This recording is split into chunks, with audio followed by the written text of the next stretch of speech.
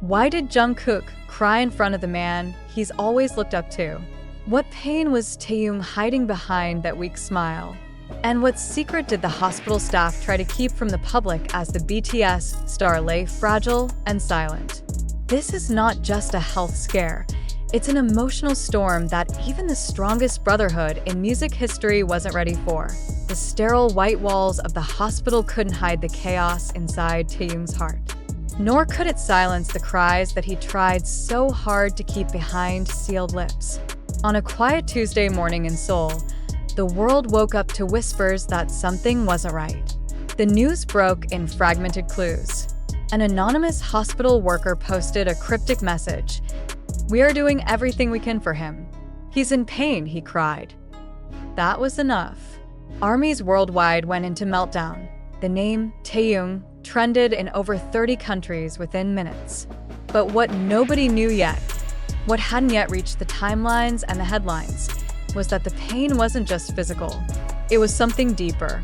And when Jungkook walked into that hospital room and saw his Hyung, his soulmate, his brother in everything but blood, lying on that bed with tears rolling down the side of his face, something inside him shattered.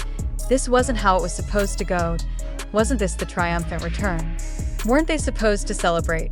After 18 grueling months of military service, Kim Taehyung, V of BTS, the global heartthrob with a voice like velvet and a soul as soft as morning light, was supposed to walk back into the limelight, arms wide open, with laughter in his eyes and dreams in his step. Instead, he collapsed. What exactly happened after his discharge? Why did he not speak to anyone for hours? Why did he cancel his quiet dinner with Jimin and Namjoon? Why did Bang Si-hyuk arrive at the hospital late at night and leave with red eyes? Was this exhaustion? Or something deeper? And most of all, why did Jungkook, the member who rarely cries, suddenly run out of the room when he saw Taehyung trembling from a nightmare? In exclusive interviews, leaked reports, and heartfelt eyewitness accounts, we pieced together the timeline of what really happened in that hospital, and why this moment might go down as the most emotionally devastating chapter in BTS history. The clues begin the day after Taehyung's discharge ceremony. He was smiling. Of course he was. He had practiced that smile. He wore it like a medal. The crowd didn't know he hadn't slept more than 2 hours the night before. His breathing was shallow, but he dismissed it. His hands trembled slightly, but he shoved them into his pockets. "I'm okay," he whispered when someone asked he wasn't. Jungkook later told a close friend. He said that every day. I'm okay. Even when his body was giving up on him. Even when he winced getting out of bed. He didn't want us to worry. Taehyung had been pushing himself beyond human limits. Sources close to the family revealed that even during military training, he would hide his symptoms. Chest pain, headaches, muscle spasms, sleep paralysis. He wrote about it in his journal, an entry that later leaked and broke hearts across the fandom. "Some nights I dream that I'm still in the barracks, cold and alone. But what scares me more is that I'll come back to the world and feel just as alone." Nobody expected the moment to crash down so soon. Just 48 hours after his return, Taehyung was found unconscious in his apartment by his manager. He had collapsed near the piano. An untouched bowl of soup sat cold on the table. His phone had several missed calls. Jungkook, Jimin, Hobi. No messages sent back. The hospital issued a tight-lipped statement. The patient is undergoing treatment for acute physical exhaustion and dehydration. He is under close observation. But it was Jungkook's silence that worried fans the most. Normally the first to reassure, Jungkook didn't tweet, didn't speak, didn't even show his face for 2 days. And then someone saw him.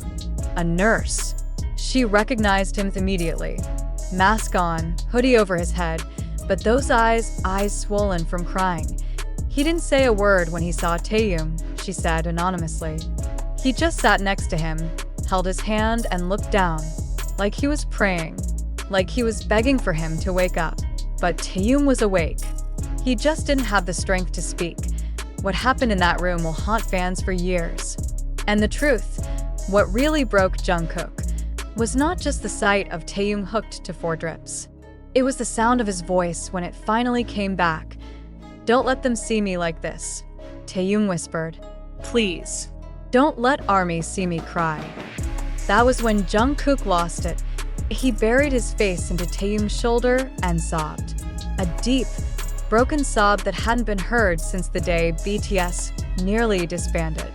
Nurses stepped away, silently wiping their eyes. One of them later wrote on an anonymous blog, "That room, it was the most painful silence I've ever heard." And still, the public knew nothing of the full truth, until now. The tears that weren't meant to be seen. Behind closed doors, hospitals are meant to heal. But sometimes, they simply hold pain in silence. Room 509 was just like any other. Pale green walls, a TV that was never turned on, curtains drawn even during daylight. Yet within it, the heart of BTS lay cracked and trembling. Taehyung's lips barely moved, but his eyes spoke novels. He didn't want pity. That was the one thing he feared more than the pain in his chest. Not the fever that kept spiking, not the machines beeping quietly next to him, not even the doctor's whispers when they thought he was asleep. He feared letting ARMY down. He feared being seen not as V, the performer, but as Kim Taehyung, the boy who was scared, who was tired, who was breaking. Jungkook knew. He always knew. "I saw it months ago," he would confess later, during a voice message leaked to a private fan community. "But I didn't say anything. I thought he just needed space. I didn't know it would get this bad." But the signs were there. Flashback to 2 months before his discharge. Taehyung wrote to one of the military counselors that he felt numb more often than not. He described phantom pain, pain that came and went without explanation. He asked if it was normal to feel like my soul is still standing at attention, even when my body wants to collapse. No answer could truly soothe that ache. When Jungkook arrived for his second visit, after spending a night away trying to regain composure, what he walked into wasn't a recovery room, it was a confession booth. Taehyung, groggy and pale, had refused the sedatives. He wanted clarity.